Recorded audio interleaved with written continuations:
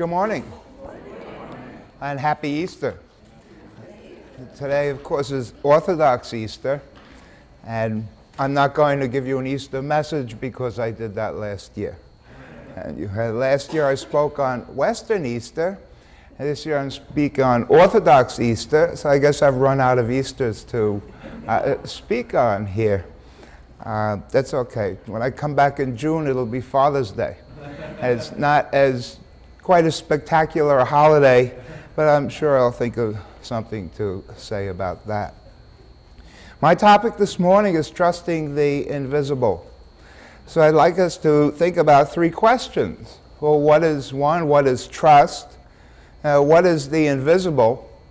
And if it'll be helpful to us, how do we build trust in the invisible?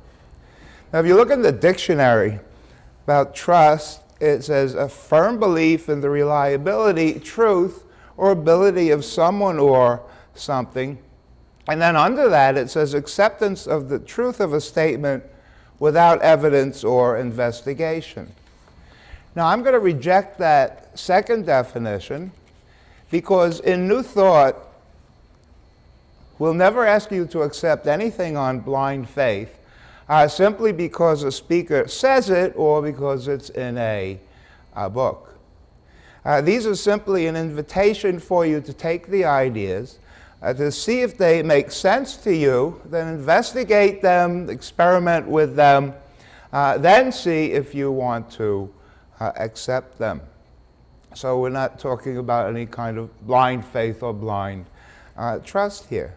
Now, trust is essentially faith. And I know that much has been written about the fine distinctions between trust and faith. I know because I could go crazy over that kind of thing and spent a lot of time looking to see, well, what are the differences? Is there a big enough difference? So maybe I shouldn't be talking about faith when I'm supposed to be talking about trust. And so after about an hour of that, I decided that they're basically the same thing.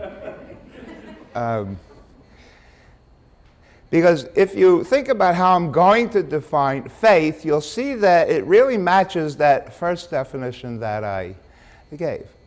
Now, Dr. Ernest Holmes, who developed the science of mind philosophy, wrote, "Faith is a mental attitude so inwardly embodied that the mind can no longer deny it. Faith is complete when it is both a conscious and subjective acceptance.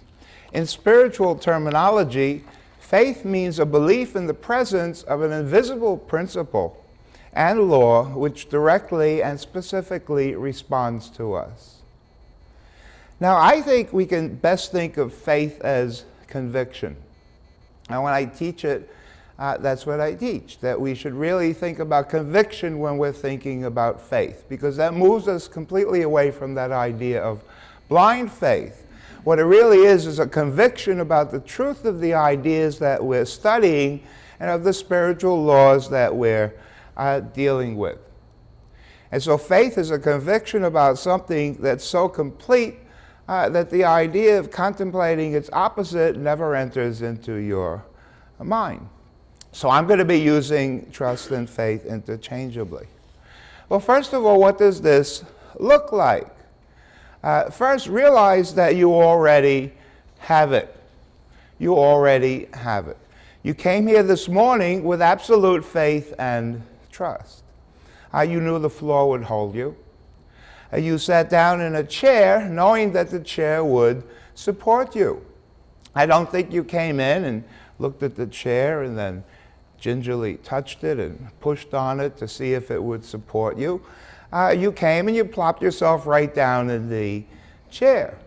Well, that's faith, that the chair would hold you. Now, I have two stories that illustrate this idea of what trust and faith is. Well, once after a long drought, a town held a public prayer meeting to pray for rain. And everybody assembled in the town square on an absolutely clear, bright, sunny day. Now, their purpose in getting together was to pray for rain. And now, out of everyone who came to the meeting, only one little girl brought an umbrella. Now, that's what faith is. After all, what do you do if you expect it to rain? You carry an umbrella. Now, the other story is Charles Blondin was a French daredevil who called himself the Great Blondin.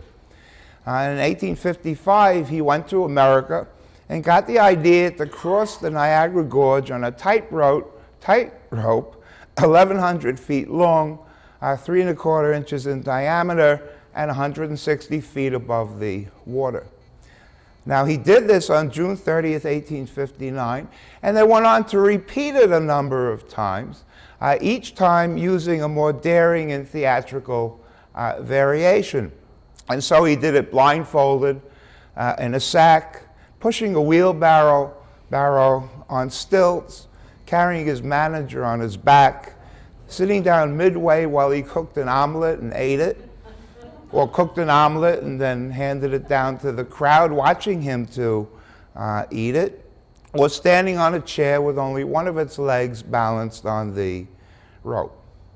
Well, one time, after he had pushed the wheelbarrow, he stopped and asked the crowd, "Do you believe that I could push a man in this wheelbarrow across the rope?" Well, they all shouted yes. All of them shouted, "Yes, yes, we think you could do that." And then he asked who would like to come up and sit in the wheelbarrow. And no one volunteered.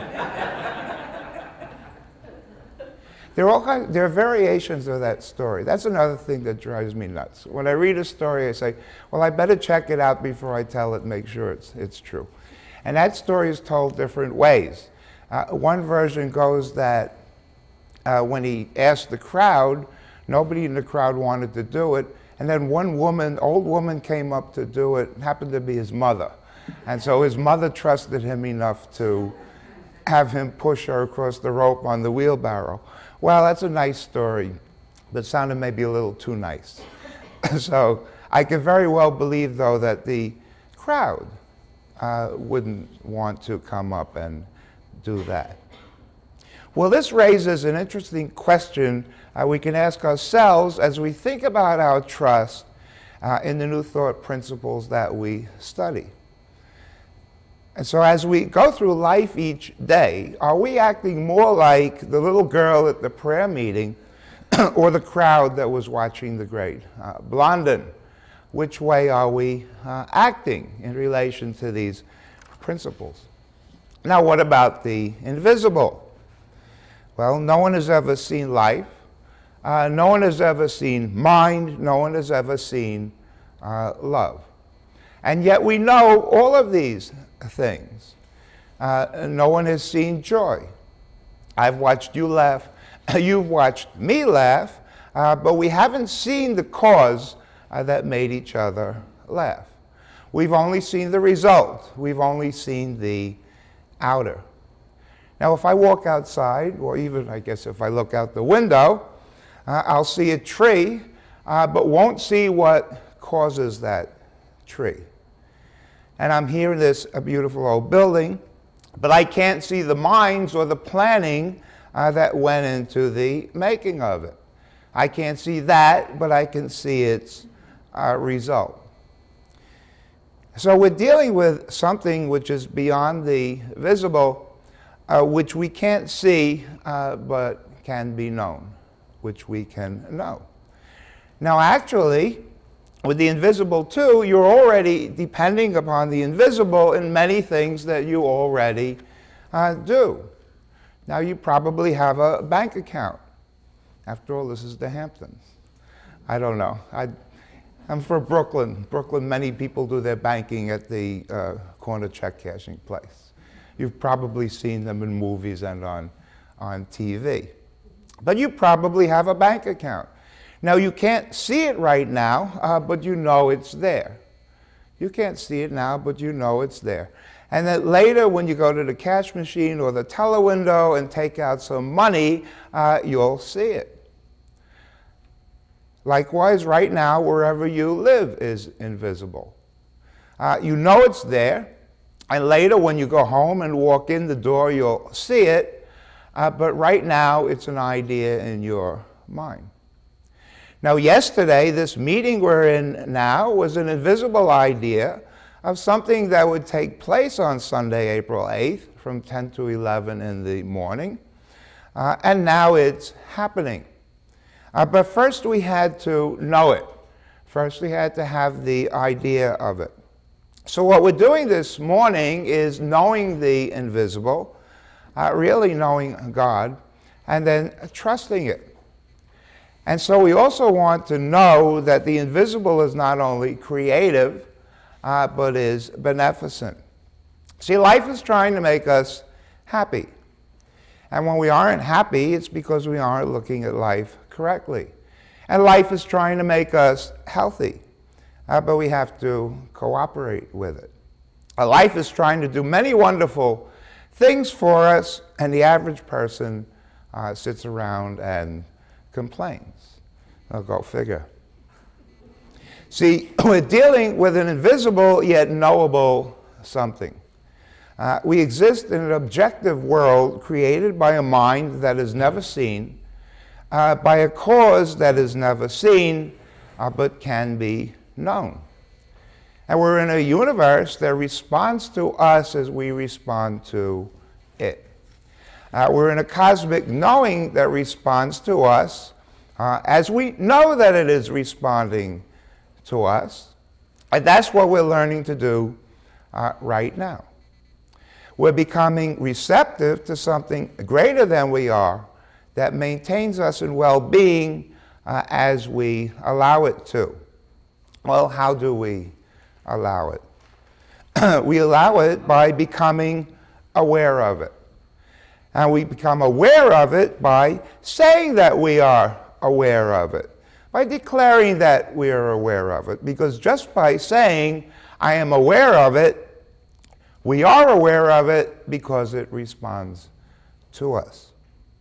Now, in us, through us, and around us is something sustaining, healing, nourishing, and enriching us, and it's something that we should be aware of. And this can be sensed and this can be known, even though we can't see it. And all of this takes place in consciousness. So ask yourself, what am I convinced of in my subconscious mind? You knew I'd get around to the subconscious mind sooner or later. I wouldn't let a whole 20 minutes go by without talking about it. Notice, what are you convinced of deep down inside? This is important because we are the result of our inward deep convictions. So what are these for you?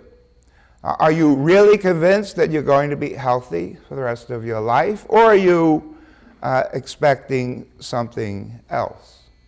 Do you expect this deep down inside, or are you actually expecting something else? Now, what you expect will show where your conviction is. What you're expecting will show what your conviction is. And when you watch people, you can actually see where their convictions really are, because what we really believe shows. So you can see what the person's real convictions are. Now, we get this conviction through repetition, by convincing ourselves that something is so. This is and I'm sure it's in that book you was talking about before, someplace. The way to subconsciously accept something, to embody it, is to repeat it, because the repetition of an idea ultimately leads to its subconscious acceptance. So we get this conviction through repetition by convincing ourselves that something is so. Now, many discussions about faith, trust, include St. Paul's statement that faith is the substance of things hoped for, the evidence of things not seen. And this is true because the idea of anything is the substance of that thing. The idea believed, in other words, the inward conviction, is the evidence of the thing not yet seen, but which will be seen. And the idea of it needs to be nurtured in your consciousness.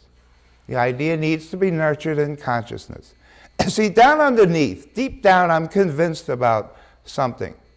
And that something is what I have faith in and what will appear in my life. And all of the good of the universe is available to any person if he or she can be convinced of it, convinced that this is true. Now, in an article for the Nautilus magazine of New Thought, and that was a great magazine, all the great New Thought leaders wrote in it for it at one time or another. It stopped publishing in 1950, but they're all in there. In an article for the Nautilus magazine called The Practice of Faith, a man named Charles Renz wrote, "All things are possible to those who have faith, can patiently wait and incessantly believe. Changes come. All circumstances, all things, all activities in our world are faith solidified and become tangible. Faith is believing patiently and implicitly. The depth of our inner conviction governs the interval of time to lapse between our faithful acceptance and seeing the fulfillment." Well, that's how to trust the invisible. That's how to trust the invisible. So I would ask you to take out your umbrella and be like that little girl whose actions match the depth of her conviction, and then get ready for a downpour of great good coming into your life. And so ends the lesson.